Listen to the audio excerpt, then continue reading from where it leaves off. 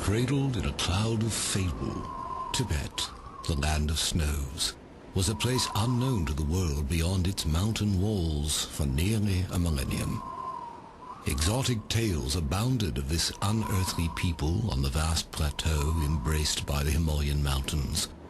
But it was not a land to be entered abruptly by outsiders. Inaccessible and remote, Tibet remained a mysterious figment in Western imagination. When the first expeditions of Westerners entered the Forbidden Land in the late 19th century, they brought back the first images the outside world had ever seen. They were images that provoked the fantastic tales even more. It seemed Westerners wanted to believe in the mythical Shangri-La, a temperate Asian land sheltered from the outside, governed by a philosophy of compassion and non-violence, free from hardship or strife. If similar in philosophy, the physical reality of Tibet was far more complex. Life on Earth's highest plateau was one of harsh contrast, a place where natural riches were matched by unimaginable rigors. Its first inhabitants were nomads who slowly adapted to high-altitude extremities. Even for these rugged people, at 15,000 feet, their eyes could literally dry up from the brittle intensity of the sun. A sudden hailstorm could destroy a season's work or scatter herds in seconds.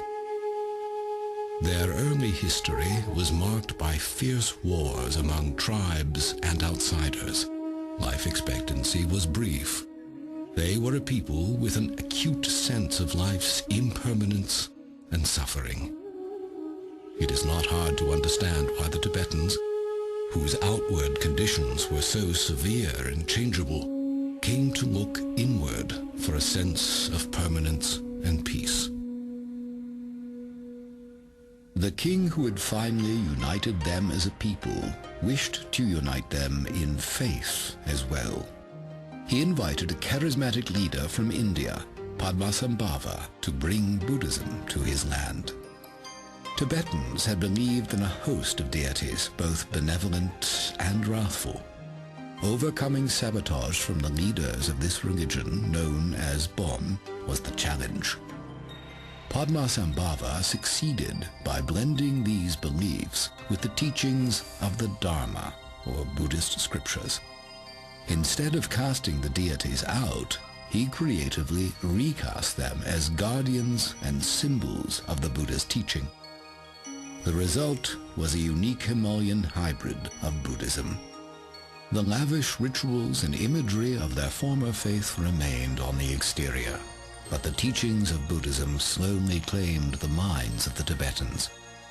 They came to embrace the Buddhist view of life as a continual stream of death and reincarnation, a cycle in which human birth represents a precious opportunity to make the moral choices that will determine one's destiny in the next life.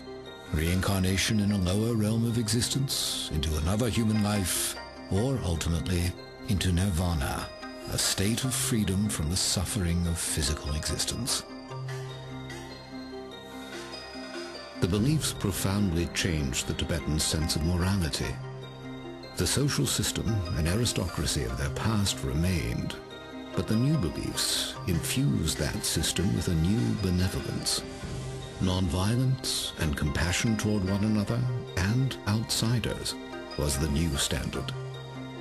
And the degree to which Tibetans integrated these beliefs into their everyday lives grew to be the signature of their culture. Accumulating merit and purging past negative actions to ensure a good rebirth became part of daily ritual. Pilgrimages to sacred places came to include thousands of prostrations, a symbolic laying down of individual ego. Prayers were inscribed on flags and strung in long lines to flutter over homes and temples, their message of hope for the liberation of all earthly beings to be carried on the wind across the world.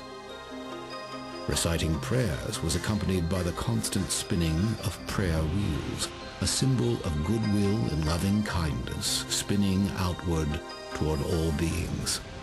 Life, literally, revolved around their beliefs.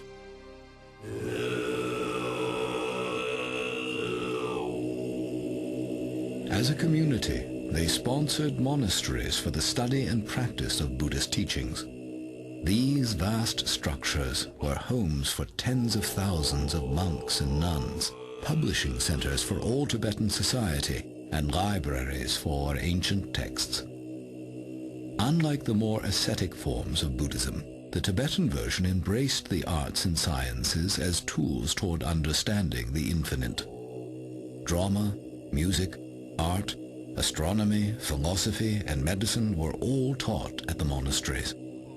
At the height of Tibetan civilization, the monasteries numbered over 6,000, with 1 in every 6 Tibetans becoming part of monastic life. Study began in the earliest years. Earning the equivalent of a doctoral degree could demand 20 years or more. The monks became the keepers of knowledge for all Tibetan society, and the thread linking all generations was a tradition of discipleship.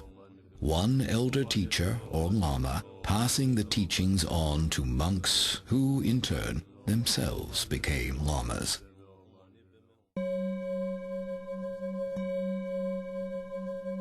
The new Buddhist beliefs also produced the most fascinating of Tibetans, the yogis. Unlike the Hindu yogi, performing contortions for the public, the achievements of the Tibetan yogi were achievements of the mind, unseen by others. The Tibetan yogi was a monk or layperson who, having studied the teachings of the Buddha as a scholar, wanted to actually experience their promise within his own mind, a state of existence called enlightenment. For the aspiring yogi, attaining enlightenment meant gaining an earthly preview of the bliss of nirvana. Through intensive mental and physical exercises in remote caves or huts, their goal was to rise above the suffering of samsara, or physical life, and discover the purest nature of consciousness. In their quest, meditation retreats could last for years. For centuries, Tibetans revered these yogis as the most mystical people in their society. They supported their pursuit of enlightenment by providing the monasteries with food, clothing, and currency. The yogis inspired Tibetans with the hope that freedom from the suffering of physical life might indeed be attainable.